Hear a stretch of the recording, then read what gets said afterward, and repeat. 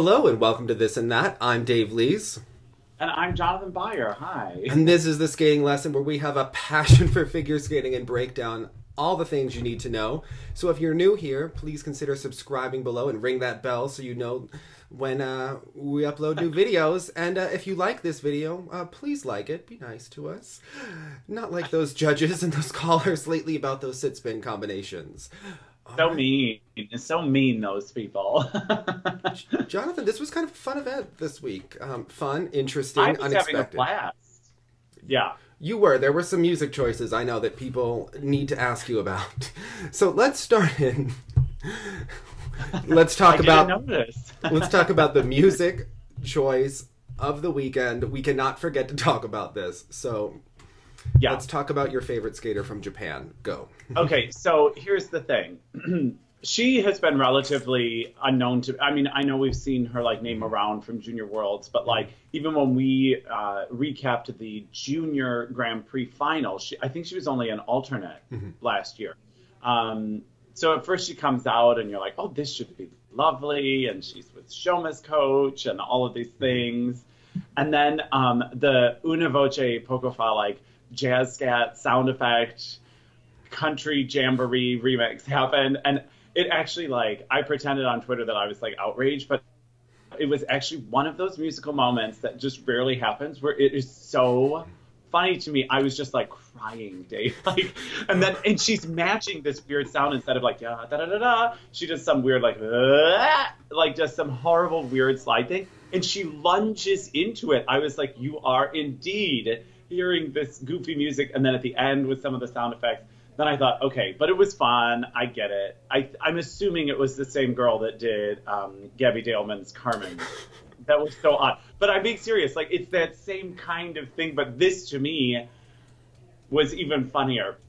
And then she came out for the free skate and then did, again, like Sarah Brightman-esque vocals to Madame Butterfly. And I was like, oh, my gosh, fool me once, but fool me twice, Maka. Like, this is crazy. But she was delightful. She had really soft edges, despite what was happening in the speakers over the arena. I kind of thought she was going to win. I kind of would have maybe given her the edge. I mean, the performance is a little flat, so she's not going to get necessarily those points. But I thought, you know, before breaking it all down, you know, and you just go from gut reaction, I was like, you know, she was probably the best here overall, if you're looking at it. But she's a no-name. Sometimes you just want to be... Yeah, you want it to be, like, shocking just for shocking's sake. And you're like, I hope she wins. Like, yes. I hope she just upsets the entire apple cart.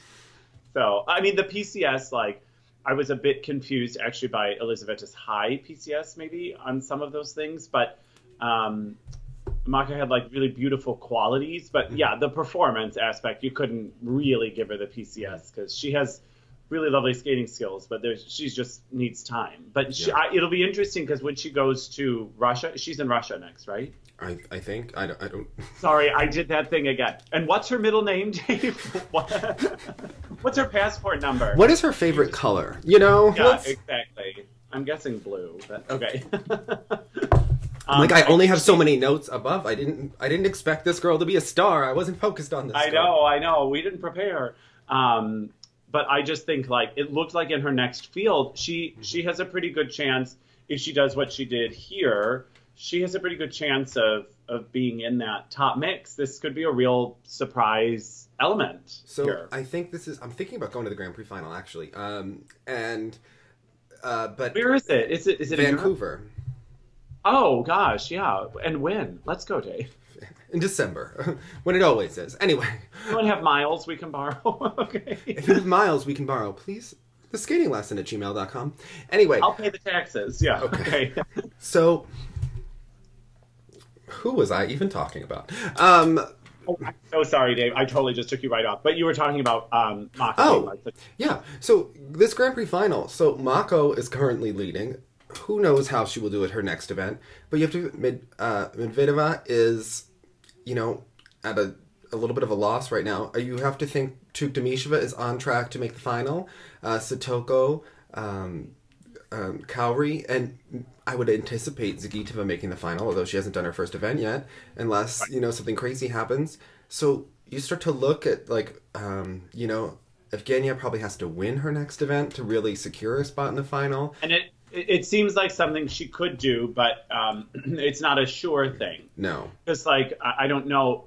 What if Rika just, like, really throws down and... She could probably get a spot. So it could and Evgenia accidentally leaves out something again. You know what I mean? Like, also, Rika's doing all these triple axels. And I think it's going to be an interesting Grand Prix season because it's going to be up and down. And I don't know if we're going to know who's going to make the final until the very end. Although, watch, because I said that, it'll be, like, so clear.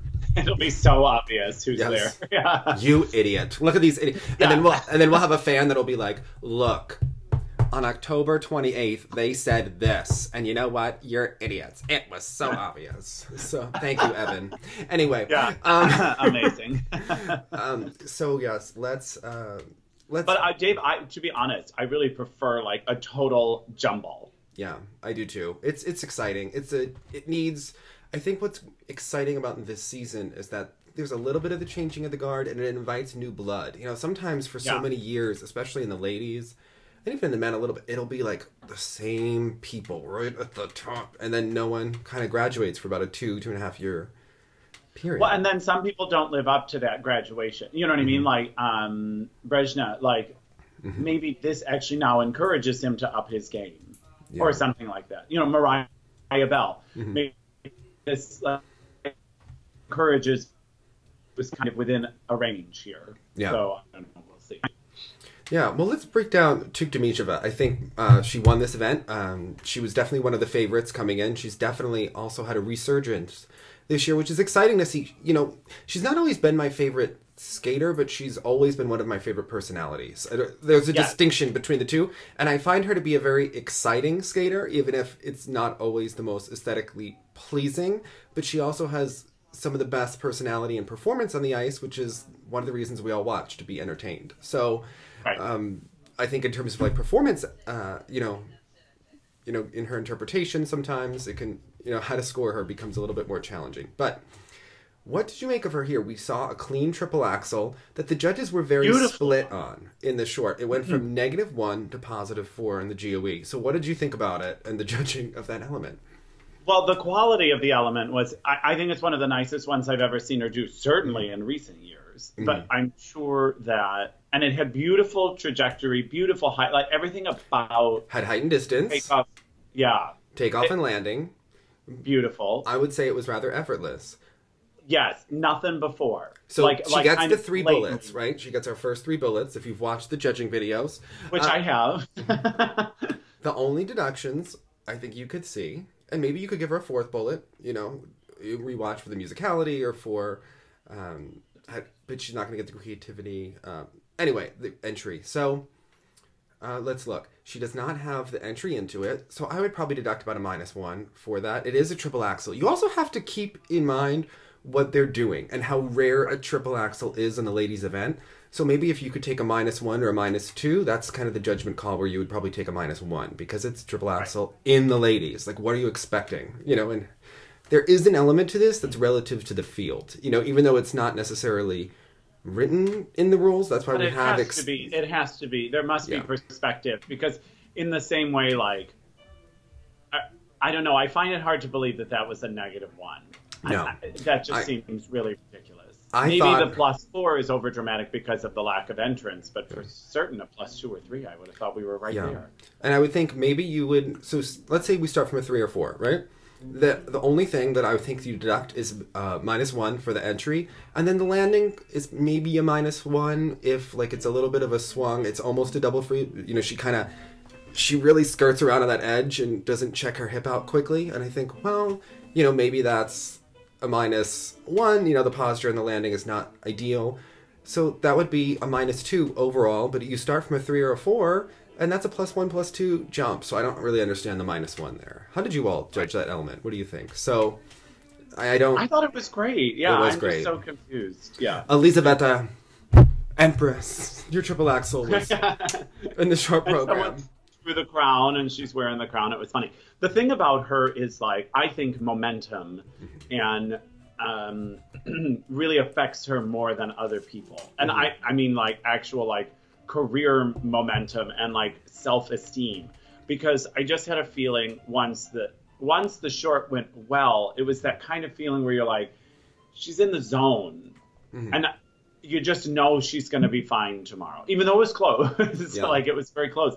But we have seen her in the past really give like a totally different kind of performance the next day. But somehow you knew just the energy that was being given was one that she was going to go out and be totally fine. Yeah. And I think her health too, her injury situation, I don't know exactly, but I know that she had back issues in the past, and that's the kind of thing that usually recurs, those kind of injuries. So that's, you know, difficult in skating, you know, when you're doing triple axels and triplettes. But the one thing is that I don't think they always reward the height of her jumps as much as, you know, they reward the fact that Terry's girls do like 27 turns going into a jump, but then the jump may not be of the same quality, but they'll get higher points because they check the bullets.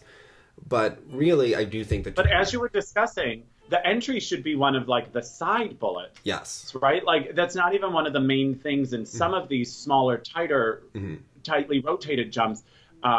They just lack those three main bullet points that I thought we were going for. Yeah. And she embodies them with such nice edges and things like that. Sometimes the arms are a little less than ideal, but like from the blade, kind of like beautiful skating and technique in the jump itself. I don't know why that's not being rewarded the most. I thought that was the point. So I think that her short program is a lot of fun. I enjoyed the free skate in a sense. I don't really get the music edits and how they work together. I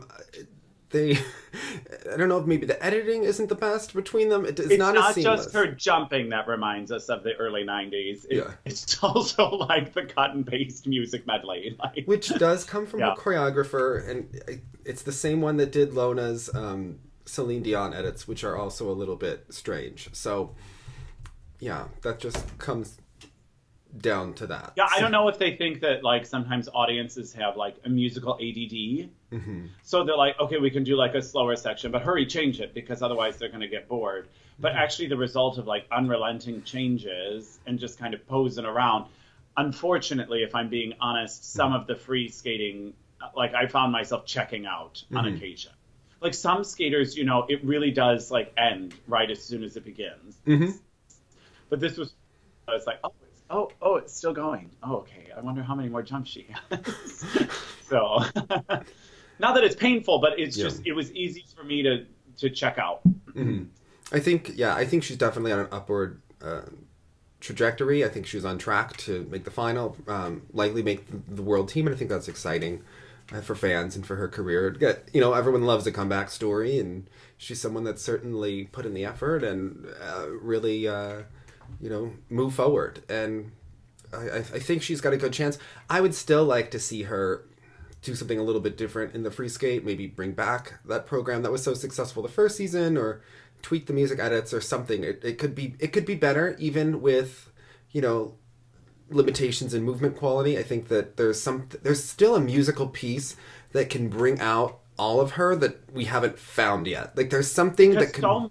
Yeah, there is a performer side to her personality. Yes. That she quasi shows you. She shows you usually most often in the beginning of the programs, but then that through line is just kind of thrown out and we do what we've got to do. But some more of that personality would be an easy way for her to just like even boost those performance scores that they're already kind of giving her help on. It's interesting. The judges could have really buried her if they wanted to. She has a cheeky charisma and drama to her skating that she knows how to bring. Like, she's not going to give you full-on lyrical Carmen or some, like, dramatic Moonlight Sonata, but she has this... It's a smirk. Yeah, it's a smirk, you know? Yeah. She's in on the joke, too, you can tell, you know? Yeah, like, yes, which is, of course, she gets it. Yeah. Which is... She seems a real person amidst a lot of haven't found themselves. Well, that's what Benoit was saying, is that so many of these skaters haven't lived. So they're, like, rather...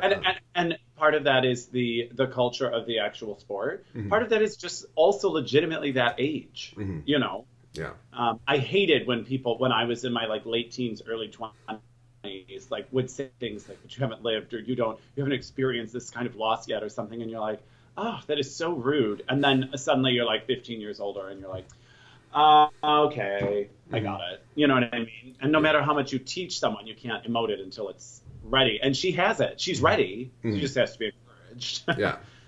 And the right people working with her. So, and then they have to keep the program because we know Mr. Mishin and many Russian coaches, or coaches in general, you know, they take out this transition, they take out this piece of choreography, and then all of a sudden, after like 3 weeks, you're like, what happened to the program? You know, exactly. that we spent that time. So, but let's talk about the lady of the hour, Evgenia Medvedeva. What did you think of her here? You had an interesting take on it over text, and I want to, you know, ask you about it. Oh, yeah, you may have to remind me.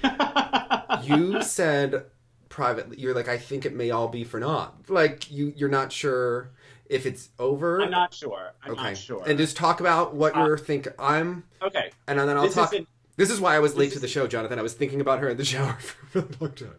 Okay. I know, and at first I was like, wait a minute, is that a joke? Is it real? Like, no, I was thinking about what I was going to say. You know, like, do you ever prepare mentally for something, like, before you do it? And then you're like, okay. Like, oh, yeah. Yeah. Not as often as I should, but yes, I do it. Okay. I think she's a tremendous athlete. I think she's a tremendous person. Like, because I love that she's doing this. We can't have revisionist history. This writing on the wall has nothing to do with Brian, has nothing to do with a move.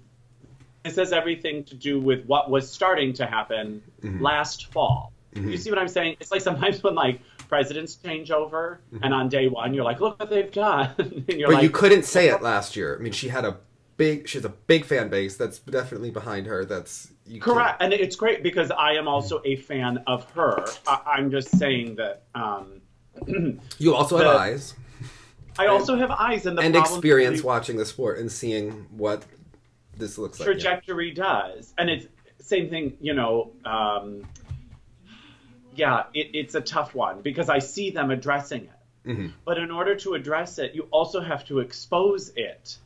So here you have this great person, and one of the other many talents in that camp is it's able to disguise things in Etiri's camp, and which is at a certain point, like with let's say someone like Vincent, at some point you have to decide is it worth it to keep drilling these edge classes, or do we just go ahead and do what we do and try to do it as best we can? And now that we're seeing the work to be done. And it will take a long time. And again, it seems like things are upset, but actually, given the changes she's making, she's much closer because they have a long-term goal, I guess. So it wasn't about winning Skate Canada. It was about improving the quality of these edges and these things, but it's a lot, and I think there's a lot behind the scenes pressuring her that we don't even understand or know about. And I just, with the depth, it's tough. I think she probably will make the world team in Russia, but I think it's not going to just be handed to her. It's going to take until the last moment, is what I think. Yeah. Right. So this is what I think about it. So first of all, when I'm talking to Sandra, because she worked on the short, and she hasn't worked with her since Autumn Classic to here, she just said that there are so many cooks in the kitchen. Like, Brian has a very big team, that they don't need her right now when she needs to come in and add those finishing touches and, bring everything out of the program.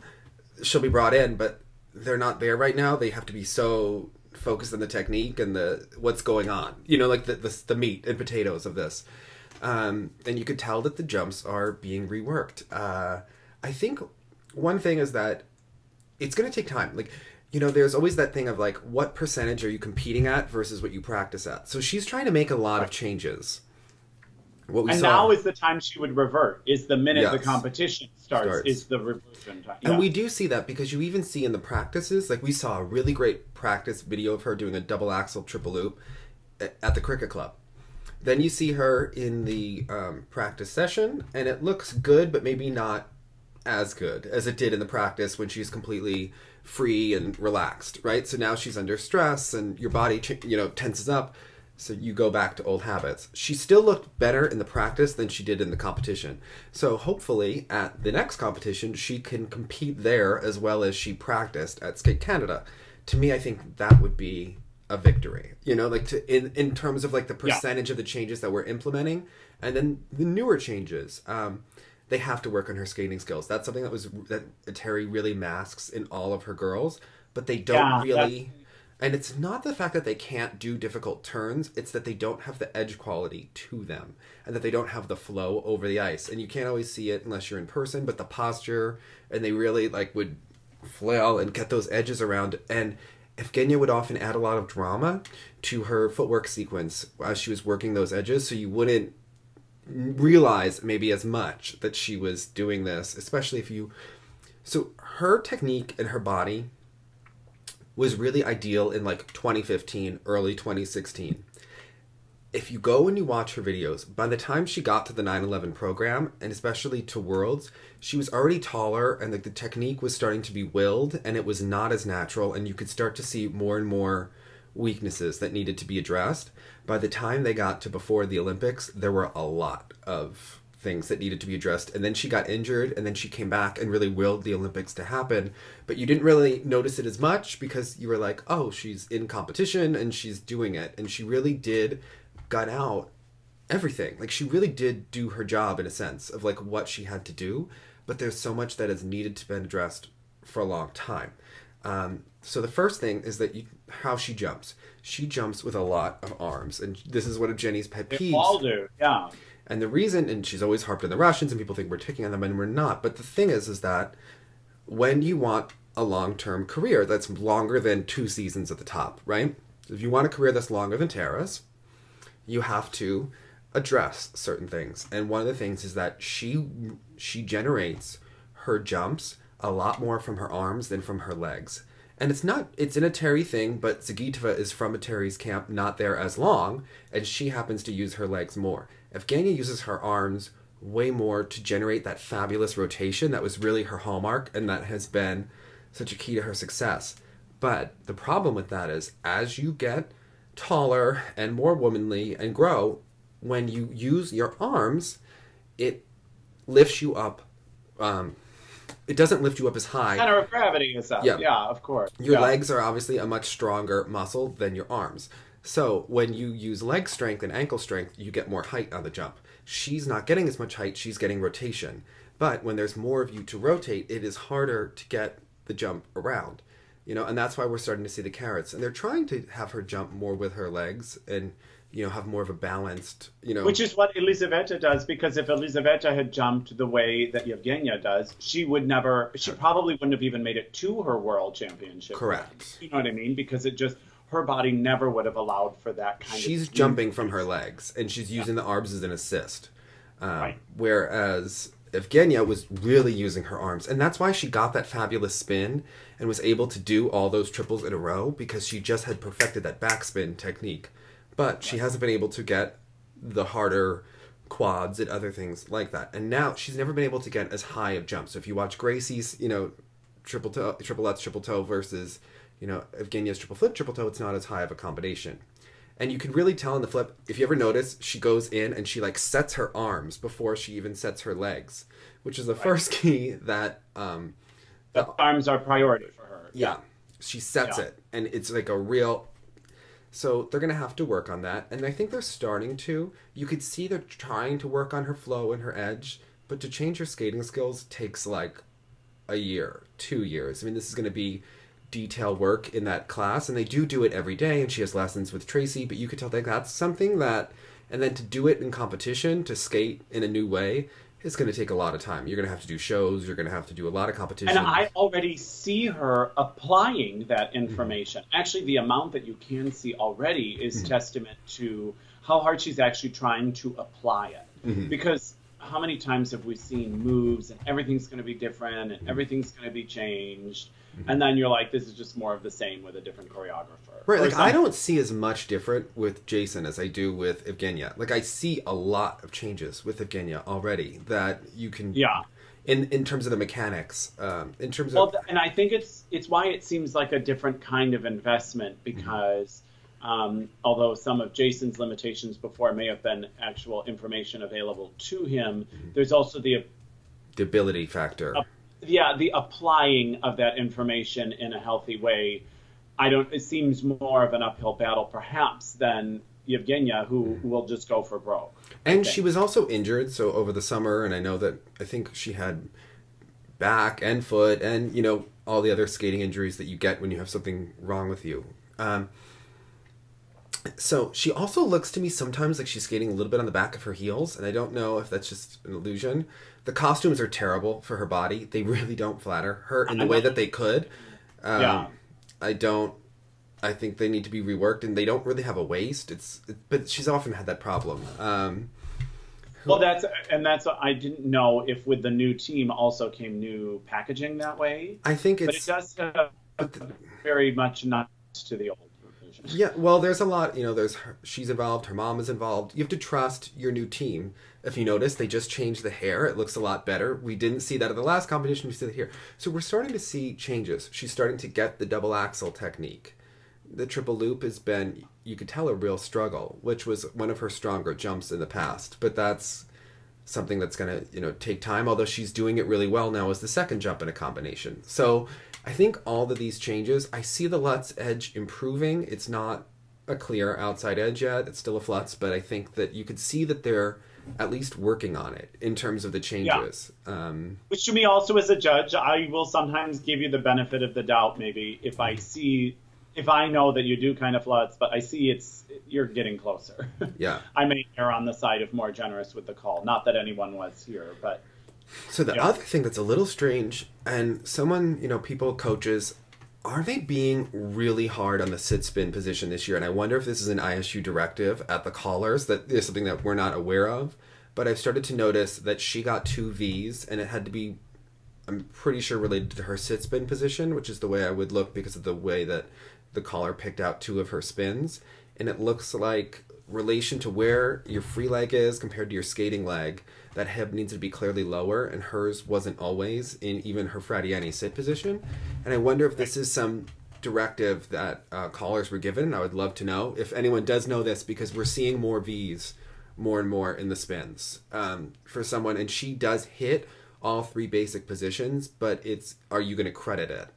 And it was either, so they either don't like her camel or they don't like her sit position, because she clearly gets the Y. And I believe it's the sit when I was looking at it, but that is kind of... And now when they do that, there's no way for them to specify further. Because like when we do the dance... Like, which they could. Why don't they? If you're going to give a V, why don't you say like VS for, you know, or VC for camel, or VU for upright? You know, they could easily add another information, like everyone could know. Yeah, because otherwise it doesn't look like it's just random, you know? Like, it is one of those weird things, like also with this new scoring system, like unfortunately sometimes I find myself not even needing to watch. If you hand me like a judge's protocol sheet and I've seen the programs already, I mean, not to just be some old person that's like, oh, yes, but like it is an interesting turnaround to be like, wow, with all of this information, I don't even need to watch the clip. I feel like I just did. Because the specificity and all of that kind of stuff. But yet I found myself doing that for the men and the pairs here. But I watched ice dance and women in real time, and I was like, oh, I forgot how much fun it is to watch it, not know the result, and watch it as it's unfolding in order. It's so much more enjoyable when I'm able to do that. The other thing is that I feel like when there's a lot of information and people don't have all of the information, I get a lot of questions while the events are going on, and I try to answer them as best I can, but I'm also like trying to watch and then answer. You know, Mike is asking me questions because they'll say that something is a +4 or a +5. They think, oh, that I'll get that in GOE, and then he'll see like +1.5. Well, I thought they said that was a 4 or a 5, and I'm like, well, this corresponds to a value, and it corresponds to a base value, and it's a percentage, and it gets like there's a lot of information that's being thrown. Unless you really know it, it's kind of like, what, you know. And unless if someone's able to draw all of that into one thing, because even there was a lot of separation between, like in Hubble and Donahue's short dance, between the GOE versus the level. And in the free skate, those are 2 different things.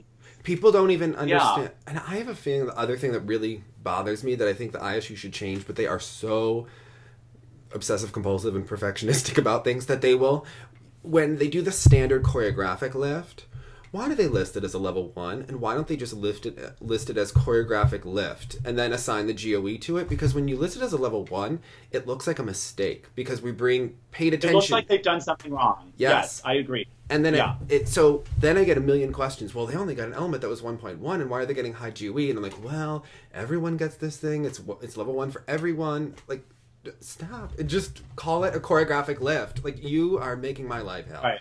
And you're also just like being really confusing to people. Like, you want it to be a little bit more intuitive than it is. Well, because we're also talking about, like, the people reaching out to you asking for that kind of differentiation. You have to realize these are super fans. Yeah. And if the super fans are still like, what? Yeah. Then clarify something. But yes, I agree with you. And then even the choreographic sequences in the in some of the ladies, like, I'm sorry, Elizaveta got like 4 points and like a plus GOE almost on her choreographic sequence, which was like doing a cantilever and like faking an air guitar. And I was like, did that just get her 4 points? Did she just get 4 points for doing that? Like, yeah. It should have been choreographic sequence -1. Well, Jonathan, we'll have to review those bullets. But anyway, we can do choreographic sequences. Anyway, and I'm trying to do more and more videos, by the way, for the judging. I know everyone wants me to do the top 3 of every discipline every week, and it's too much, but I'm trying to pick and choose what is really important, just rather than... Well, I like what you're doing because you're hitting each category. To me, that's the most informative. And I'm trying to be instructive as opposed to just being, like, debate the result. Like, I'm trying to focus on different things, so hopefully we'll do, and then later towards Worlds, when we hit more of these things more and more, we can go over the top. And sometimes, like, for me, even when I would, like, be really technical, following in a technical way, it was always the cluster section. The way certain clusters are considered one thing and other clusters are called something else, and this cluster is that was the one that always threw me for a loop. But, well, we will get to that. So thank you. It's my request. I think I'm trying to do the pattern, and that's tough to find the game. It'd be huge. I'm trying to figure out how to do it. Got a lot of different. I'm trying to figure out how to organize it, because I've been going skater by skater through the elements, and then I think I'm gonna change it a little bit and have to go key point by key point to really see it and what it is, because it's really complex what they're looking for. For example, what happens with Piper and Paul? They fell on a key point. They fell towards the end of key point 2, and that's. And so then it's interesting, because then upon a further look, you can see they do specify this step, and this step, and which one gets it. They'll tell you. I think it's often mean. Now they even show you on the regular step sequence what the girl gets versus the guy, and Piper got a level lower than. Oh my God. Could you imagine if we had this for when Tessa Virtue went against Papadakis and Cizeron? Could you imagine the Canadian fans? I'm just saying. Or when they went against Davis and White. Oh my goodness. That would have been intense. Would have been really intense. Oh dear. But it really does, like, boil this down. And it takes some of the mystery away for me on some of the judging, but like you overall, saw, it's good. But it's good for teaching ice dance. They were assigning wrong levels and then applying the negative GOE to the wrong level, and they should have applied this plus GOE to that. And it's just like, whoa! It's also so mysterious. I don't even know how to. Ice dance is its own art. Like, it's even hard to consider it in the same category as the other 3, but it is fair in ice dance, and it's better than it was, and they're making it better, and they're trying to make it, It seems noble, their attempt to be able to buy everything. But it's interesting in that, and it's interesting with the key point. The parts of the key points have changed what they focused on. So when you go back and look at this tango, it was done at the 2010 Olympics. So you're looking and you're like, wow, the change of edge on key point 1. Like, Charlie White was really like kind of frantic on that, and this, and it's like, well, that wasn't a focus back then, but now it is a focus, and so things change over time and evolve. But anyway, what'd you think about Mariah Bell? At this point, I think Mariah, you could tell she's working more with Ralph. He seems more invested in her. He also seemed more frustrated with her in the kiss and cry, like maybe running out of patience, even though like he seems like he has higher expectations, and he was pleased but not happy with her. Or he was like it's hard to he liked some things. And I think someone like Roth probably understands, looking at this, that the judges will go with Mariah if she does what she's supposed to do. Yes. And this is what he was saying also with Brezhnev at Skate America. After the short program, when he just completely botched an entire element, he was like, look at the scores you could be getting. Like, I think it's almost an element, the vibe I was getting as a total observer was just that Roth was like, you're right there. Here's the door. Can you just walk through it? Like, he must be seeing quality runs at home. He must know that the judges give her the PCS when she delivers. And then I think he sees her give it away. So, because she, in some ways, gave some things away here. So, what I heard from other skaters, and not Mariah, is that, you know, Mariah is someone who definitely does her run-throughs in practice. And I think it was probably frustrating for her that someone like Ashley wouldn't do full run-throughs, but then Ashley can pull it out in competition because she's done the same technical content for years. And the same program. Yeah. That was just... Okay. Not going there. But I think with Mariah, you know, she is putting in the work, but she doesn't always compete as well as she trains, you know, and that's something that they have to work on. You could tell getting carrots on both the lutz and the toe in the short obviously hurt her here when it looks relatively clean. You could tell the audience responds to her. They love the short program. They like the free skate too. The judges like it. Also, by the way, I think Evgenia needs a whole new free skate. I think that I just think the tango's not working. No, it was a kind of a miss to me on David Wilson's part. And I understand that this is like a learning curve for everyone. But that one hit the mark, especially when, again, a non-traditional tango like Sotoko's already exists and exists on a high level. So she's not really giving us tango authenticity. You know what she should skate to? What? Carmen. No, what's the Phantom of the Opera sequel? No, I think that she should skate to Carmen. Okay. We could have a Battle of the Carmens 2.0, Jonathan. Think about it. Well, what does that mean? I know that you're automatic. Then at the final moment, a Canadian comes in and then wins the whole program anyway. And so who's that going to be? Elaine Chartrand. Chartrand comes in and wins, beats them all. But just think about it.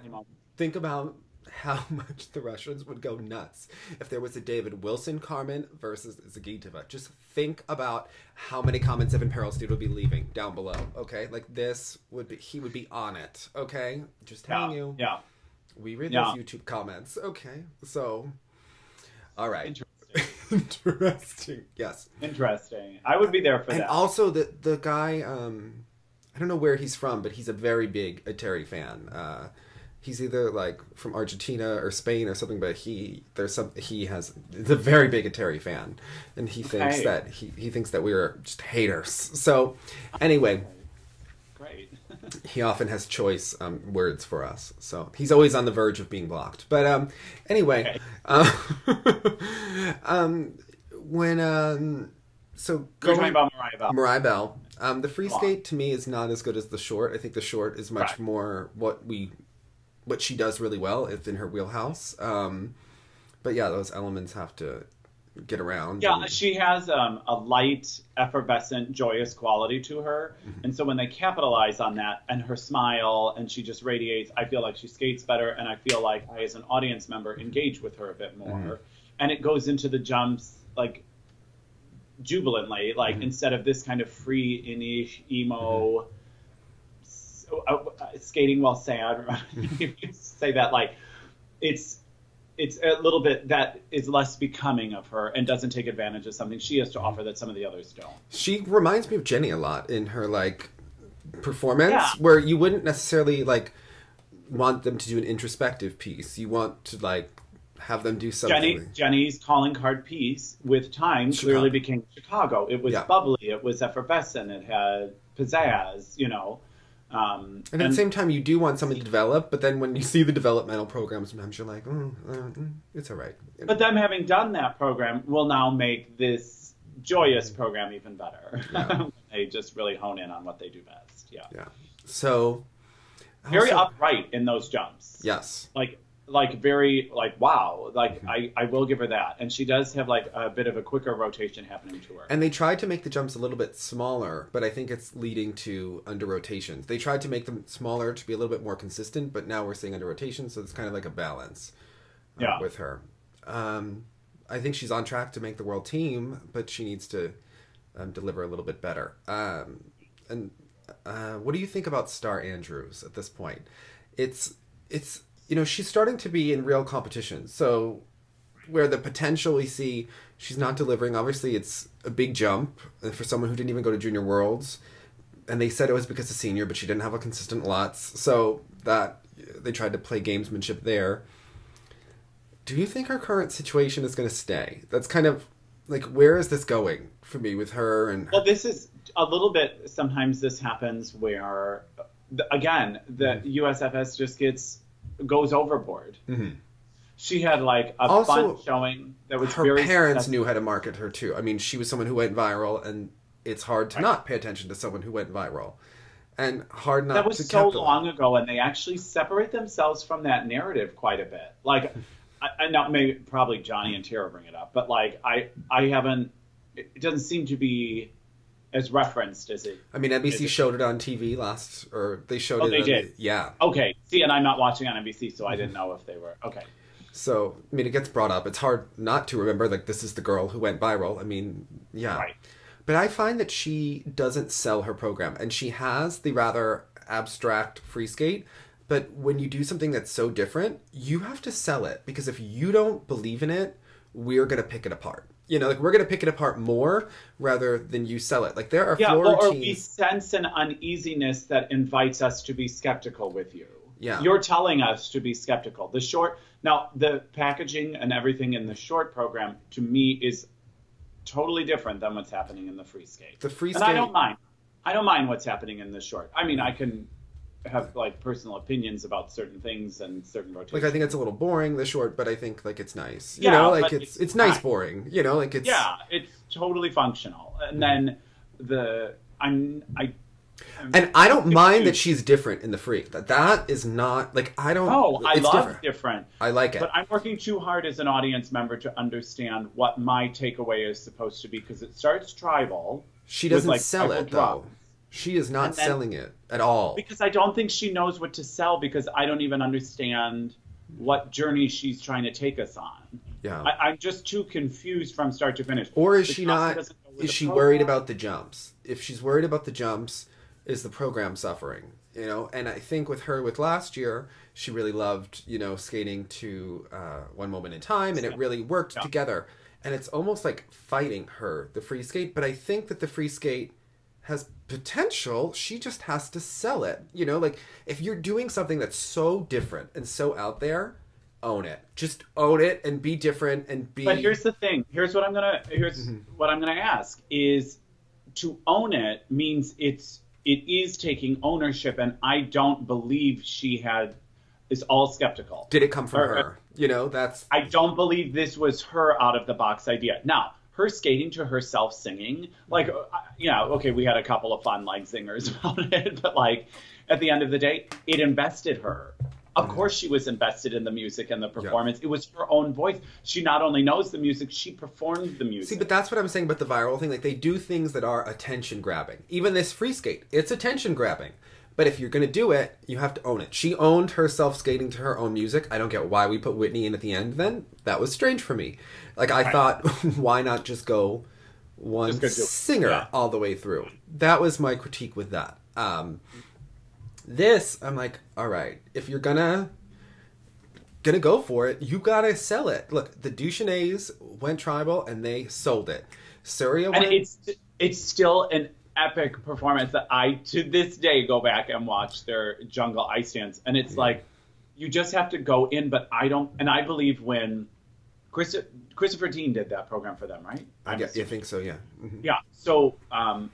I'm sure that when they said it, everybody lit up and was like, cool, yeah, let's do it. I don't believe that Star was like, oh my gosh, that's a great idea. I'm in for it. You know, like... Then you have to wonder who choreographed it, and there's a whole lot of different issues there.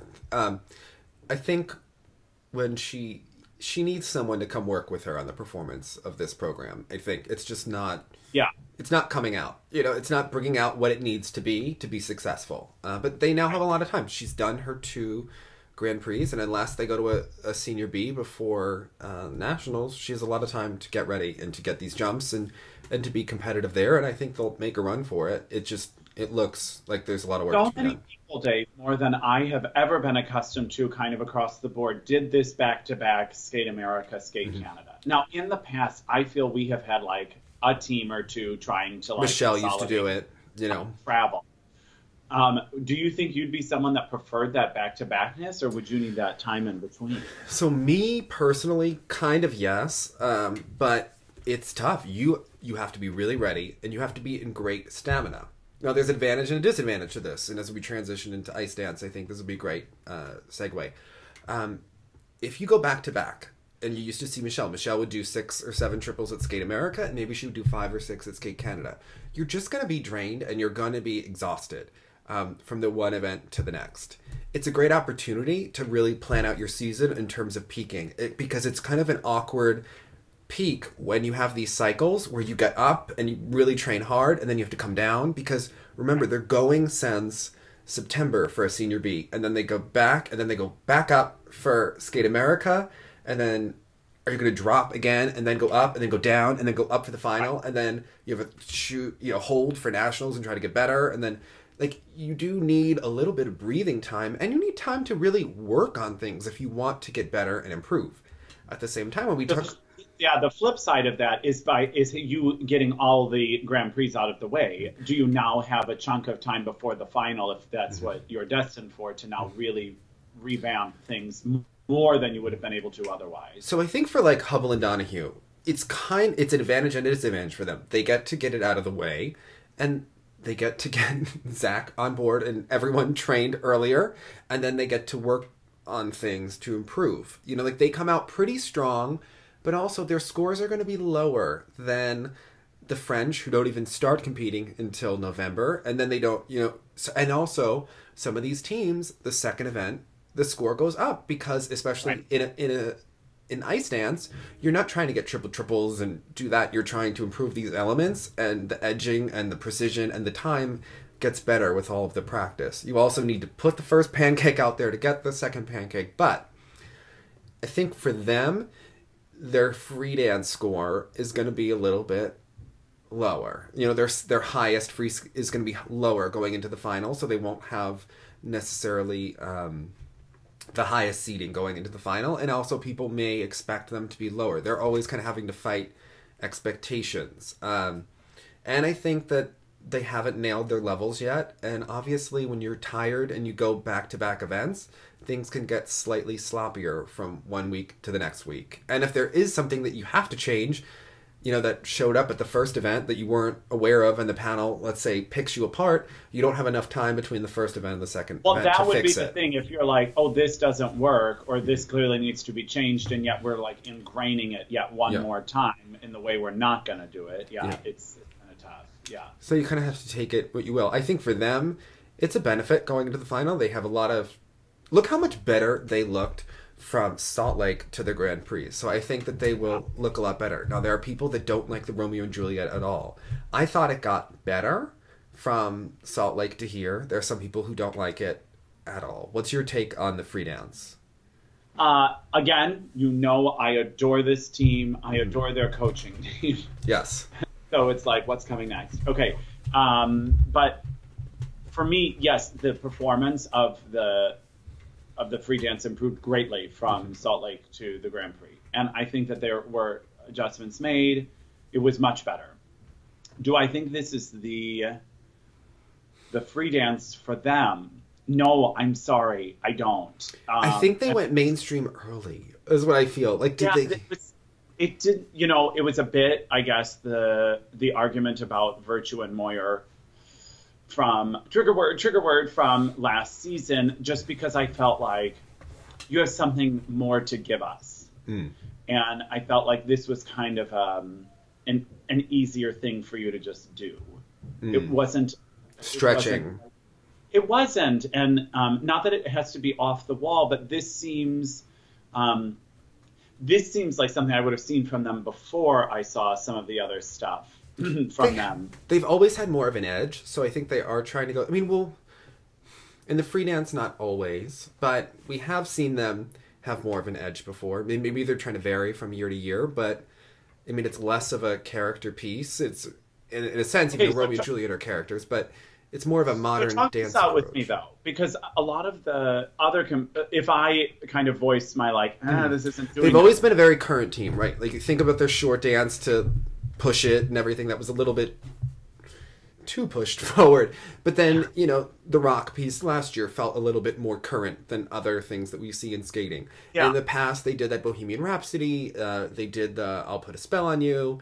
They did a flamenco. So they're trying to push forward with these. In a way, like, you know how like Morgan and Vanessa have they're just kind of their own brand. Yes. Kind of over here. In the same way Hubble and Donahue kind of have some of that idea there, that they're uniquely current and kind of doing their own thing, and this kind of broke away from that, I guess, is what I'm saying. It is a little not even dated. In the mood, not the mood even. I'm looking for actual holds, actual innovative lifts that make me be like, whoa, because they have the capability to do them, and I just find it's not grabbing me and pulling me in. There's a lot of chasing, a lot of grasping, a lot of drama. They do some interesting things. I think they're going to have to add more of the transitions, more of the creativity in the lifts. I mean, some of the things are different. They're not just giving you recycled, and the new rules, you know, kind of require them to be a little different. It just, maybe it doesn't have as much of a point of view as we're used to seeing from them. I think that is, like, where is the point of view here? And Even in that, I love that knee slide moment, right? Mm-hmm. But to me, it looks like a choreographer was like, okay, then in this part, we're going to do like something cool on the knees with a slide and a turn. Okay, we're going to do that there. And then it looks like they never came back and filled it in. Like everything seems like a placeholder for insert cool entrance here or neat hold here. And they're just not in there yet or something. So what I imagine, I don't know, is that, you know, like when you have to pick pieces for every year, I think some years the material probably comes so easily, like the music idea, like, yes, we should skate to this. I imagine the way just watching them, it looks like they saw, they knew they were going to do the tango, and it'd be like, oh my god, let's do Maria de Buenos Aires, you know, Madison's such a strong girl, this is a great choice, this is really them, you know, like that would be great. You know, Marie France did that piece, and it's a great, you know, vehicle for them as her as a leading lady, and really pushes them forward. I imagine they were like, what do we do for the free dance? And like, does Romeo and Juliet work? Yeah, it works. Is it inspired? No. You know, like, it's not the one that they're like, I just can't wait to get to the piece. But to me, the concept could have worked if I was really trying to think about it, because I don't think it's the concept or the mood or too much kissing you or that. Because to me, that's kissing you. Well, I know, but I think but even more than that, if you had filled the kissing you section with more complex, interesting things, I probably wouldn't mind it. Does it sound like lesbians moaning to you? Like, I mean, it's just. Excuse me, I'm just gonna get a glass of water. I mean, again, I think that there's a concept there. It just has to be filled in with a bit more substance, to me, instead of. I think it starts with the music. I'm telling you, I just think that Kissing You is about an 8 on the scale. You know, it's not where they need to be. It's not that piece. You know. Yeah. Like, they don't have to do that. Some people have to do that, and they're not one of them. Yeah. But I suppose the idea of me just being like, everyone just needs to be more innovative and have life-changing programs that are historically relevant. And even if you believe in the piece, like some people didn't like Roxanne, I would say that Tessa and Scott got every single ounce of Moulin Rouge out of it that they could have. You know, so they need to do that with this piece. You know, they're so far along. It's like, even though they were maybe not as original as I had hoped, they were still doing a lot of complex, very awe-inspiring technical things during that program. Also, new program alert, Tara and Danny are getting a new short. I don't know if that... which it wasn't the short. To me, it was one of my favorite shorts. Now, maybe I'm in the total minority. It's not Delilah. So apparently it is like very not Delilah. And when some of her other skaters saw it, they're like, she's not going to like this piece. But Tara Kane loved it. And it was Tara and Jim who came up with the one that piece. They did. Yeah, the one that we've seen this season that you liked. I loved it. I mean, the program isn't why they didn't get credit for the death spiral. You know, in fact, the program was the most redeeming quality of it, I thought. But in a very Corey A. Jason way, it's all about the narrative. So now they can say that the program was why the results were Why, they're going to use Shaylin again? I don't know. I mean, I hope. See, that would tick me off because that sends a message like Shaylin did a short program that's not good, so now we have to get another one. And that is I think they'll use Shay again. Who else would they use? You know, at this point. I would hope that everyone uses Shay all the time. And also it gives them, if they don't have a great Grand Prix, they could also say, oh, we're working new programs. Right. So, and they've never been as strong on the Grand Prix. So, right. I just think it's look, they have things with their jumps, with their levels that need to be worked on, and it's not the program. I actually think the program was a breath of fresh air. So it was amazing, and it was going to make them actually more relevant than they ever would have been otherwise, in my opinion. I just thought it was a wonderful I think Delilah tends to be more conservative with her choices, less outside of the box, more Colorado, more... Yeah, well, that's the thing. When people say, what are you talking about when you kind of diss the aesthetic there? Well, let's see, then, what Delilah thinks is a better program. Yeah, I'm very curious. And we're hearing that, speaking of people moving to the coast, that Alexa and Chris are moving to California. I mean, there's still time with this team. I feel like things are changing by the day, but hearing that they... Are you worried that they're going to be as schmaltzy as Jenny and Todd? Are we going to see Nessun Dorma? I hope that... Well, I mean, it was so interesting because the whole thing was what we were so excited about was a total departure from basically the Jenny and Todd formula. I know, and now they're going to them. And now they're literally, not only are they abandoning the new, cool thing, they're not just going back, they're going back even further to cementing sort of what the issue was. Just go back to skating to Ghost. Let's put on the wedding dress that Jenny literally skated in. Even though I do like Jenny and Todd, but that reference is dated. It's very 1995. It was perfect for the time. We've moved forward. At least Benoit will still be involved. And I worry about the technique. And then, so... What I've been told is that part of, first of all, they asked Jim to take them. They did. Okay. Yes. And I think he was open to it, but then Alexa and Chris decided to go the other direction. They may not have wanted to be with coaches who have other teams, which I think that John Zimmerman would have been great. People argue, well, you can't have two top teams skating to Wicked Game, the same music, and I'm like, that's the least of their problems right now. Again, that's so the wrong thing to be concerned about. Yeah. So, you know what? You know who will teach him how to just clean up those jumps right away? Obviously, Todd. Yes. Jumping master of the... I mean... You have Todd. I mean, it's worrisome. And then they said that so that they could go to Roth, but Roth has such a severe technique that I think is very different from their technique. So I don't think that that's... And very headstrong. And even though Ashley was headstrong, it was a different kind of headstrong, I believe. Yeah. So... And then how many times are you going to try to, rework the jumps in a season or in... at a certain point. Talk about chefs in the kitchen. Then all of a sudden you can't even trust any technique. So I think that Jenny and Todd will hold them, right? I don't think that they're going to fall back and lose things. I think that they will help them at least get it together, help them prepare, help them get ready for nationals, be in contention for nationals. But I don't think it's going to push them forward as much. We have not. Also, look. We have to be fair to Jenny and Todd. We haven't seen everything they can do. They've never had a team on this level that was uniquely theirs before. They worked with Kiana and Rockney, but John Nix was involved. They worked with Mary Beth and Rockney. They were not necessarily at this level. So this is a big thing for them. I mean... Who was Jessica Callalang and her partner with? They did work with... But are you going to say that they're as good as Alexa and Chris? I don't know. No, not at all. I'm just trying to remember... With Jenny and Todd. So... I do think that this is a team of a higher level that the USFS is more invested in and that there's been more put in. But I think that this is going to be kind of a defining moment for them.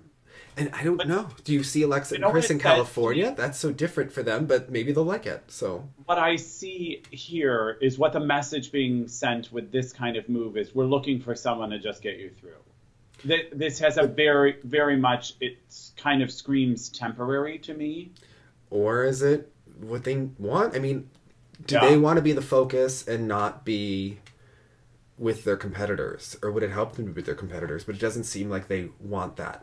So one of the things that we heard is that Delilah is very invested in TJ. I mean, TJ lives in Delilah's house, and that was becoming more and more of a focus with Delilah, in addition to the fact that they weren't getting better. So also interesting there. So there's a lot going on with all of these things. What did you think about Piper and Paul? I think they skated really well. Were they going to give... I really thought they were potentially going to try to... You know that Skate Canada and the politics. I was worried for Hubble and Donahue going back to back, knowing that their weaknesses would kind of be exposed at Skate America, and then the judges could wheel and deal and pounce here. Well, the thing is, I do feel like the judges really did wrong by Piper and Paul in the short by switching up the negative and plus GOE and calling the wrong levels on the wrong steps. Like, yeah, I'm aware that she also split in the middle of one of the patterns. But, and also to me in general, their short dance is incredible. For me, I think it is my favorite rhythm dance, and there's been a lot of people responding, especially on an emotional level, to the free dance. I don't love the free as much, but maybe in person. I enjoy it, but I think the rhythm dance is the real... To me, it's so Canadian, let's cry, about the free dance. But I think it's nice, and I think that they believe in it, which is, it works, and the fact that they really believe in it. I don't connect with it personally. I find it's nice. I don't, but they do, and so you can respond to someone connecting to something. It's just interesting to me because, to me, they've been delivering such high-quality programs. I think it's nice, by the way. I'm not saying that I dislike it. I just don't love it. Like, I like it. I don't love it. It's a confusing one that this may be the one that really propels them forward, because even their Olympic, when they changed their free dance last season, they have had so many cool programs, and it's just funny to me that this is the one that may be the one. There's going to be a shift. I mean, it's for them. They're on the rise. Yeah. And that rotational lift at the end of the rhythm dance, right into the end, is just incredible. And even their twizzle variations and exits, they're subtle and they're cool and they're next level, and I enjoy them. And I love the fact that their coach is a commentator, so she really understands how the kiss and cry game works. And she'll be like, "Oh, that was a really good set of twizzles, Piper, don't you think?" And like she'll know that that's... They knew the mics were on. Some people definitely did not, but she did. And that, they like held each other in a warm embrace for 25 minutes, coming off. And she was like, "It just, the rink wasn't big enough for your big skating, Piper." Like they really know. And like, good for her. It was definitely a strategy. It's a strategy. I'm just pointing out the strategy, but good for you for working it. Like, this is a game. This is a game. That's why Roth plays the ventriloquist. He's like, "Oh, that wasn't as bad as it could have been." Or you always like do that lean behind when you really want. That's where I really want to know what's. I know. Orser has no game in the free. Like, not that he doesn't have a game, but like he will clap. Doesn't do much, but although when that Evgenia score came up and he was like, "Oh." Which I really appreciate, by the way. Like, we live for those moments. It's why we watch, okay? If everyone was going to be, like... just stoic. Yeah. We love it, okay? Exactly. Bring the kissing and the crying. Bring the kissing and the crying and all of it. That's what we watch skating for. It's so exciting. But it's so revealing, as Peggy Fleming would say. But... yeah, Roth, I love the Roth ventriloquism. But you could hear him say to Mariah Bell in the short, like, he was not happy with her short, and he goes, "Well, that wasn't as bad as it could have been." When the score came up, and I was like, "Oh, Roth, bless." But yet also another indication that he's like, "See, judges like you if you would just do it." Yeah. Like, sometimes some people have a real battle. I think for many years, Piper and Paul would put out excellent programs and not be rewarded. And so Roth is like, they're trying to reward you, and you won't let them. Yeah, people thought he was supportive of Morin. And you have to leave soon, so let's move through this. Okay, so, Jonathan, let's go. Other ice dancers. I think Victoria and Nikita look better. I think it was a real step forward for them. I think, you know, they're back into quasi-relevance. And do you view that based on their product? Well, they definitely got the score, but I think that the product is better. I mean, it's... Yeah, you see that notable improvement. First of all, last season was such a disaster, and I feel like they've always struggled at actually finding material, and now they at least have respectable material and respectable music that works, and they're further along in their partnership. I don't think they have world champion potential, but I think that this was better than other things that we've seen. You seem very perplexed. You're like, I was completely dumbstruck by it because, yes, I thought it was a great performance of them, but they won the Prix. Mm-hmm. That was a little excessive, but that was a little much. But I think that was almost lost levels and stuff, and they took advantage of an opportunity. Madison and Zach were sloppy in the Prix in certain points, especially. Other thing, I really liked the Chinese team. I have to tell you, loved his costume. Really liked it. He was tough. She did a really good job at emoting, and I found him a little bit more dry. Yes, but for a Chinese ice dance team, I mean, come on. I'm reminded of the time that they skated to cats and clawed at each other at Skate America in 2009. So we're really moving ahead. Never forget. Yeah, okay. We're moving towards a team gold medal or team medal in Beijing, which is clearly a focus. I would say that was an improvement. Interesting note. Also, do you know that you have to apply for retirement in China? Apparently, both of the daughters that have skated with Big China have applied for retirement and been denied before. Like, they're not allowed to retire. Mm-hmm. Just interesting, like, little note. Retire from competing, or are they allowed to stay within the... Interesting note. Yeah. Apparently, Peng has like a Weibo account where she talks all about this. So we have some Chinese friends who are a big help. Then watch Weibo will now be banned in China. But just an interesting note when you see like you think like why are they still competing? Because they don't have a choice. Yeah. Okay. Other note, I did like Caroline and Shane. You know, were good here. You know, more room to grow. Soft edges. Nice. You know what I will say? You know, you made such an interesting observation the other day about Zach and I always Natty do. B. Oh, okay. I mean, one of the many in which you gave was that they were equals, and I wish they would almost capitalize on it. Mm-hmm. I wish they would do something like So Funky and Piper Paul inspired, and just do something equal. And you know who needs to do something inspired? Sorry, I cut you off. What were you going to say? No, that's all I was going to say. And just his pelvic floor, like it is so low. Like they both have such like core to their skating. Like Are you thinking about Zach's pelvic floor? I mean, who doesn't? But well, sometimes they don't give you a choice. But like, it's one of this feeling of like feeling anchored in his body. It's amazing on the ice. You see, he is a different body shape than many of the other dancers, and you feel that kind of core and strength and low, and those glute muscles. Ground. Yeah, I enjoy it. It's a strong. You enjoy looking at his glute muscles and pelvic floor as he's skating. Speaking of inspired, though, I do think Olivia and Adria. I just think that it's interesting. They're so interesting to me, and she is such a unique personality, and we've seen him be so interesting.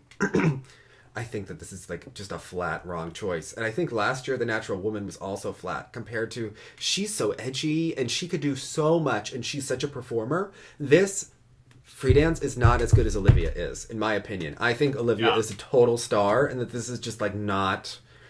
So I'm just going to say it because again, I love what's happening in Montreal, but it seems like we may have hit capacity. Yes. Like... This is the season. We knew this was going to happen. It happened with Marina and Igor. Detroit. Like, if you become too full, bloated, yes, something's going to choreographically. Like Marie-France has to do all these programs, and then she has to do the Thank You Canada tour. Huge task. Yeah, it's a huge responsibility. They're going to have to bring in more outside choreographers. Is what's going to happen because we're going to start seeing the same. Yeah. Because the short dance was very effective. They did it well. And each team will have to own their material more. You know, you could tell Madison is very invested in her material the way Tessa was, the way the French are. You're going to have to seek those outside people to collaborate with you. You can't just rely on them. So it'll be well, and it's we're getting recycled moods, and the free dance like an idea that was maybe meant for someone else, and then they got assigned to them, and it didn't seem organic to them or the right kind of choice. So it's too bad because, like you're saying, I think there's qualities there, but also at some point, like in the free dance, it looked like they were faking it. Like they were like, here, just turn this way real fast and we'll just pretend that was intentional. Or what should we do here? Let's just make up something really quick. Like it seemed like it was a week earlier than they anticipated or something. Also recycled moods. I was trying to think, like, Kirsten and Michael did such a great job here. Like for them, this was really, but why wasn't it competing? And when you look at the components and look at the, do you feel like Brick in the Wall just feels dated? Does it feel like Stars on Ice Canada 1996 when they're skating? Like there's some. This is what I'm trying to say. The sport has a modern dance approach to it, and it starts to like we're moving more in the Vanessa and James. But they're actually current, and the danger of trying something current is that you're trapped in the worst place, which is where you're not traditional and you're dated current. And unfortunately, I think the Eurosport guys were really going on and on about Julie Marcotte, who I think I've established is not my personal favorite. I've seen her do great things. Like, I loved the Earth Song. I thought that was current with Camille and Drew, that they, she can bring good stuff out of them. With Kirsten, they try to do this soft rock to me, which feels like Light FM, Yeah, it seems like I'm in a dentist office because it is neither current nor properly dated. It's not a fun 80s song. It's like kind of trapped in that weird, like, nether region, and it doesn't do anything. But it is a nice program, but it's a dated nice program. Like, it... But it is... And it seems a bit showy. It seems like a nice exhibition to like a pop song a lot of skating moms might be listening to. And they're the team the USFS is focused on. They said whichever team we send to Worlds has to be competitive with Kirsten and Michael. I don't see how it's possible. I saw two teams with infinitely better material, one of which you're telling me is getting rid of the short. But like, I don't think like they're not in any danger of performing that material cleanly. At this point, And as Sandra says, like, you only need the good program when everybody skates clean. True. So. Now, the Chinese, I think that the throws are great. The jumps still are not there. And that looks to be not necessarily even a technical problem all the times. Like if you don't believe you can do it, like what is going on there? And I'm not sure. But I do think that them not skating cleanly, beating Kirsten and Michael is a reflection of just the program, because there are certain things where Kirsten and Michael aren't going to get. They don't have the huge throw with the big landing with the lift before it that's going to get as many GOE points. So they have to rely on their components more to be competitive. And I think the Chinese can get the points and make up points when they, on the lift. Yeah, have you ever had that moment where you're like watching and something seems so enjoyable, and then at the end you're like, oh, that's not even like worth anything, hitting like top place right now. And unfortunately, KMT was one of those where like it happened, and I was like, how are they so high? Oh yeah, I guess they did do all those elements. See, to me, I thought they were lower than you would think based on that, because it looks like a clean program, as opposed to the Chinese who weren't a clean program. But then when somehow the impact isn't an impressive one. And in pairs, I'm either looking for like the most beautiful intimate moment that people are sharing together, or a total like wow. So they don't have any wow. They don't have many wow elements. I know Megan likes their death spiral, but in terms of like the jumps, the throws, the lifts, like they're not the best at any one of those things. So their thing is the consistency, the packaging, and trying to make the most of each element. But it's going to be a challenge. They need something like how Megan and Eric had the Lutzes, and they do have the double axel Euler triple sow, but they don't do it synchronized. And it's not quite wow enough. It's somehow it's not as wow as a triple Lutz. It actually, to me, detracts. It detracts from the whole program, because my perfectionism doesn't like that he is so late on it, and it looks, Anyway, I think Vanessa and Morgan... But then even when they land it and get the points, you're left with a feeling of, it's not... Even though points are going up there, you're not registering it as all adding up to be an exciting performance sometimes. I think but the Chinese were cute. I thought they were cute. Some people thought it was cringy. They just pay attention. I mean, they worked with what they had in front of them. he was giving us some more shoulder roll and stuff like that this time. I don't know. It was enough that I enjoyed the experience a bit more to just watching the Chinese. I loved watching Vanessa and Morgan. I know you're team him. I'm kind of team her. And that last lift with the arm positioning. Right there. More like that. Jonathan, I was like kind of sideways that right the shocker? Like, what is going on? Like, I don't know. Like, what? That was good. Yeah, I really enjoy. I think they're fantastic. To me, I'm interested in how much they've grown in the work, in the believing in themselves, and what John and Sylvia have done with them. And that's that cheesy thing that, like, we can talk about edge this, should they quad throw that, but at the end of the day, you just see a slow momentum in actual self-confidence and belief. And that's ultimately what's making their jumping passes, like, surprisingly consistent. By the way, not that John or Sylvia were the most amazing technicians, but they seem to be able to help them in a way that they can't help Haven and Brandon. And La thinks that we are treating Haven like, they're like, so proud of you. And she's like, she did a single and a double. Why are we so happy? Well, maybe, yeah. Camille Rouet gets all of the costume and hair points of the week, by the way. But now the lift at the end, yes. He got the deduction because it supposedly supposedly lasted too long. Oh, too long. Yeah. No, he didn't get the arm deduction. Sorry. Yes, the too long. The extension. But so the whole point of that ending is it's supposed to end in that slide. Are you not allowed to end in a slide? I guess, like, because he then clearly lifted his fist up to indicate this is my celebration move. We're finished. What does Megan Duhamel think? We need her pair. I mean, it would be something they're going to have to actually look at because it's clear the design of it is to just like slide. And I'm actually trying to think of a program where it ended with a movement, with like sliding. He wasn't moving, but the slide was moving. Unless he was really supposed to come to a stop. But I used to thought, like back at Europeans, when they would end in the lunge and stop, it looked almost more awkward. Mm-hmm. Because it's a clunky way to finish if you're trying to bring that lunge lift to a complete halt. I just loved the program. So I was just on a journey. And they seem like they're in a different sport. They're of a different time, a different sport, a different federation, everything is just so uniquely them and fresh, and I just love it. And it's why anyone responds to it, both super skating fans and non-super fans. Yeah. Well, speaking of respond, what are you making of Jason Brown? At this point, we're seeing more of him with Brian. That Simon and Garfunkel, as much as I love Simon and Garfunkel, for me, this is a miss. There's something... Is it all for naught, Dave? Is it all for naught? I don't know. Look, he lost a lot of time all those years. He was just trying to get the triple axel as opposed to...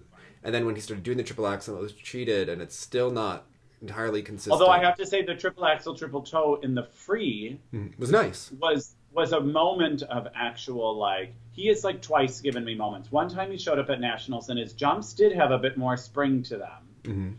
And then it went away after that. And then this time, the triple axel, triple toe specifically, I was like, now this looks like a thing. Mm-hmm. This looks different, but you're not doing this all the time. And instead you're missing some pretty big elements elsewhere. So I think the short is so beautiful. I think that the long was just someone who didn't know him. He looks like he's in a bowling shirt, and it doesn't seem to resonate with his core. But it's a learning curve for David, but it would have seemed almost immediate to me that this doesn't quite jive. I get that they wanted to mature him a bit. I get what they're doing, but to me, it's not... I don't find it soulful, I guess, is what is missing. You know, it seems like someone's casually dancing along.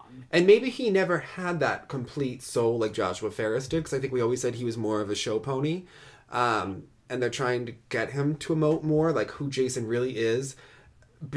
Like, who is Jason on the inside when you take away the happy and the, hi, you know. The show. What does he feel? What is he, and I think that's what they're trying to bring out. But I don't know. I'm not sure. And to me, I have red flags in the fact that his combinations seem to be... Like, is his body failing? He often gets injured rather quickly if he does too many reps, which is how he hasn't been able to get necessarily the harder jumps as opposed to the technique. Right. But I just wonder, like, what does he have it in him? He may seem a bit more fragile, and then that fragility actually is what's in. It's like what we were talking about meldonium. Yeah. Meldonium wasn't making anyone stronger. Meldonium just let him keep training. So if he had the ability to just keep at it, maybe things would happen quicker. And then what I'm also wondering is, like, how many of these points can we give him? Like, we were talking about how you would take a -1 for Elizaveta instead of a -2 for a triple axel long setup, because you have to think about it in relation. Well, how many bullets are you going to give a triple flip as a solo element in a senior men's short program when they don't have a quad and all the other men do have quads and quad combos? And like, does that start to cap at a +3 instead of getting a +4? I mean, that starts to become a judgment call too. And I don't know that every judge is doing it, but some judges may be doing that subconsciously. You know, whether they realize they're doing it or not, it is a triple flip in a men's short program. And it was very nice, but how many points are you really going to award it? I don't know. Like, at a certain point... I don't know, because technically the job is to assess what is in front of you. And what is in front of you... is nice. But it's nice. But you also have to rank them. They have two different jobs. But to me, the base value does rank it. Takes care of it a little bit, but like you're saying, I think that... But then we do the same thing with Elizaveta, with the long setup. You give her the benefit of the doubt there. Yeah. I don't know. Yeah. I wonder. Yeah. You know, at a certain point, he's not doing as well as people expected. But like you're saying, just to back in an IJS thing, like, I'm also...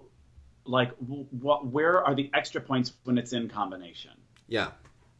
And we've talked about that, and I don't know how one addresses that, because it's like, yeah, you could do just a solo triple, but if you do a triple, you're not just getting the same points as if you did it solo anyway. Yeah. How do we incorporate that acknowledgement that it was harder because it was off of another job? Yeah. Also, Shoma's triple flip is such an eyesore to me when really watching it, breaking it down. And you have to judge the rotation from when the blade leaves the ice and direction of the blade. And there's so much attention that people are paying to pre-rotation. But the important thing to remember is, where is the blade and how is it impacting the blade? At the end, like, the direction of the blade, all the upper body doesn't matter at the end of the day, as opposed to like where the direction of the toe pick is what they're judging off of. And that's how the ISU rules state. But I do think that his triple flip is just a bad technique and bad element. You know, like, it's not the quad flip. You're talking about the quad flip. I'm sorry, the quad flip. The quad flip. Okay. Yeah, when you really watch it. But it's interesting because I think, actually, interestingly enough, what's helping Jason is they're trying to get him to rotate faster. Yes. Like, because often it has been speculated that the quad was never going to come because Jason's rhythm was a little off. Mm-hmm. But in essence, they're trying to get his rhythm quasi similar to Shoma's with that fast rotation right off the get-go. But I don't know, there's this whole pre-rotation thing, if we're being honest, and give me your opinion on this, seems to be more of a fan-based... Yes. It's more fan-based than any sort of... Now, the technical specialists, like, we're both friends with, like, a few, and you kind of talk to them, and they're very outraged often about various things, about various skaters or various calls. But to me, pre-rotation among coaches and is not as big of a but it is a fan thing. In forums and super fandom. Yeah. So it's interesting. I'm like, are we obsessing over something that actually... So there is something there. Like, they are onto something, right? But you have to look at, like, is it affecting the blade? And what is going on? And this... I think it's great that fans are becoming more educated, and I think that it's a really I think the fans may actually push the ISU to address this issue, is what I think may happen. And I think that they should. I think that there should be a deduction for pre-rotation that may not be reducing in the base value, because it really comes down to the blade. And all of your pre-rotation, I think, may be like a bad takeoff. I think that could be what we'll start to see happen. I don't know if we're going to start to see, for various reasons that you could write an essay on, about like whether or not the pre-rotation, does it affect the blade, and is it, you know, where does the jump start, and all of that. I think it's a whole other can of worms. But I think Shoma... It's a unique doctoral thesis. Yes. Someone's. I think with Shoma, I really like the programs. Again, doing Moonlight Sonata a year after the French is a little bit less impactful than it would be. I thought that it also had... the French could never create the energy. I mean, I know he totally obviously ran out of steam at the end of the free, but like, I don't know that they ever could have created that kind of impact because of the physical things that are happening. He runs towards you. And, yeah. He was super committed. I mean, and you see like, oh, that's why some people don't emote. It's also not just because they have walls up or something. It's literally cost you. And he was both like physically and emotionally drained. Unfortunately, there were 2 jumping passes left, but when he's tired, does the bad technique fail him? Like when he's tiring, do the little errors that he makes does that fail him more because he is someone who is prone to making kind of mistakes that seem somewhat careless or somewhat running out of gas or unnecessary, mistakes because he should be more. The short program triple Axel fall was like one of the weirdest things. Like there's a total like abandonment into the fall because I'm used to him doing that quick, like the feet got caught, bounce on the butt, right back up. Yeah. But this was like real spill. And I was like, oh gosh, it looks like he almost just kind of gave up for a second. And the 3 jump you could see coming, the mistake based on the pattern and how he did it and how the jump was set up in the free. I think overall, I really like Junhwa. I think that he could jump a little bit more with his legs, but it's, he has a couple of, sometimes questionable rotations. But to me, looking at him, he really is looking like the skater who's moving forward right now, from the middle of the pack to the front of the pack. Because I think, didn't he have an error on one of his earlier quads in the free, I think? And then completely bounced right back and was totally fine. It didn't detract from anything. And he does both axles in the second half. And they're clean and beautiful. He's got great position. I just, my favorite part of the free is the kind of like funky music in the middle of that. He totally comes alive to me. And I hope they continue to maybe go that direction. But there's something cool about it. Like he does just like a shoulder pop back in I think it's the step sequence, unless it was the choreographic thing. I had it written. I have like all these like really profound notes, of course, that I'm not looking at all, obviously. But I think it was in his step sequence, and something is so flippant yet totally cool about it, and that whole kind of cool vibe I'm really into. So I'm really excited for him. He's a welcome addition. I know he's been around, but my knowledge of him has been pretty on the periphery. He's moving forward, in a big way. This is a huge start to this. And I think training with all of those top men in that rink who are all doing those quads has to be pushing, and they pushing each other, and that's why you do train with competitors. Like if we did see Alexa and Chris skate with Vanessa and Morgan, I think that would maybe push them more. Also, Keegan Messing does what he does do. He makes the most of. Not the best skating skills. He does well. Right, but I mean, that is a cliche. Look, but it's a thing. He maximizes. He's very Megan Duhamel in his skating. Like he maximizes what he can do. He is not the most lilting skater on the ice. He is not the most emotive skater, but he newly engaged, by the way. But he has performance quality. So even though it's not necessarily emotional, he's not as sophisticated as Shoma, but he is giving you maximum effort. Yeah. Yeah. And the quad lots looked something about the size of when he tripled it. He seems like it's there, right? Yeah. I've not seen footage of his quad lot. We have seen it on Instagram and stuff. Oh, yes, I love it. Yes, I love it. It was beautiful. We were watching all the time. I knew he had it. No, but like the look of just the triple lots, you're like, oh yeah, he has the air. Yeah. Time. Yeah. It looked very promising. And I always question when they land, because he landed the great quad toe them. I just always wonder if they should just tack on anything. Yeah. Like if it goes well, just tack the combo onto that one just in case. Because of course then he got the repeat when it didn't go well later. Even though he could have gotten a few extra points maybe had he just comboed the first one. I'm the kind of person where I wouldn't want to be honestly. Yeah, you want it set. So I would be the kind of person that needs it set so that I would get out of my own head while I'm skating. Like I should be in a spin thinking about the technique of the spin and the music and not trying to rearrange my program. like, that's just my personality. Like, I would have to have it pretty set and know that maybe if I missed something, I tacked it on the end or made a change, but have it be automatic that you've done 10,000 times. This whole, like...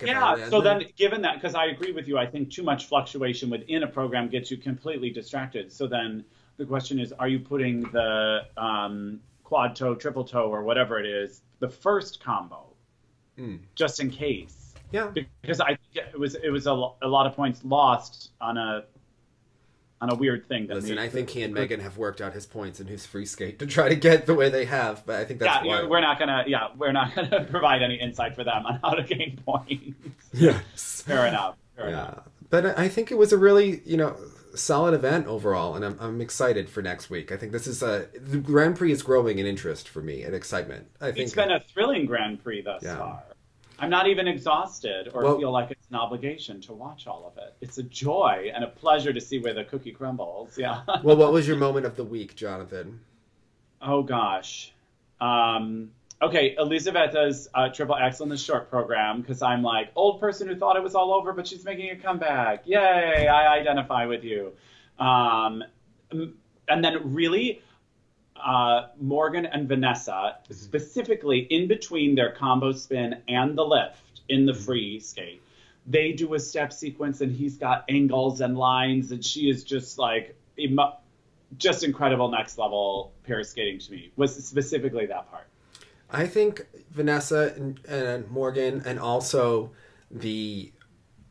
all of the kiss and cry with the well mic'd and the way the cameras were, it was it adds such interest to it. And I know that the coaches and skaters don't necessarily love it, that they're kind of exposed, but I think it really adds a lot to the sport. You learn a lot and you learn who the people are, and I always liked that. Or you could be like Piper's coach and use it to your advantage. I think it adds interest because sometimes you get kind of bored waiting for the scores, and as a viewer you get and we bored. Don't want Andrea Joyce anywhere near anyone interviewing anyone at any time, so let's just hear them talk. Let's just hear them off. And it's nice most when you don't have to watch it with Tara and Johnny, you can hear what the heck Raphael is saying, and that is also a benefit too, and we didn't have to deal with them this week, and it was such a joy. So this was the first one I did NBC Gold on. Yes, and we didn't have to, because they do Skate America live, which is why, and they don't do the rest of them live, and that's why it's so much better. For me, it was a very enjoyable experience. Yes, no Tara and Johnny, it was great.